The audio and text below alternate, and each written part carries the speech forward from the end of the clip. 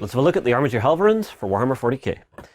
In the box, we will be getting 2 of these Imperial Knights. They are the smaller ones. If we flip the box over, we can get a closer look at what each of them is carrying. So we've got heavy stubbers on here, Armiger autocannons on here, lots and lots of cool stuff.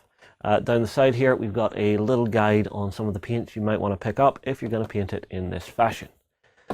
In the box we get 6 sprues, and they are basically doubled up because both of these build the same way.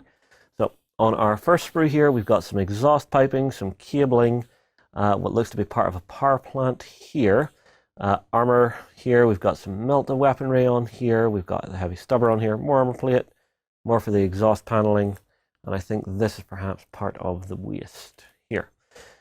Popping that out of the way, our next sprue has our arm weapons. So these are the Armiger autocannons, armed with 2 of those. We've got some armor plate on here, a couple of different faces here if you want to do it, just keep them a little bit individualized. Muzzle brake for your Armiger autocannon, more armor plate here, and a couple of little circular components here. We get 2 of that sprue, and then our final sprue.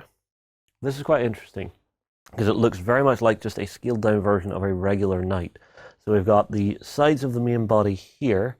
We've got some of the leg and arm components in and around here. These are your leg components. You've got your waist here.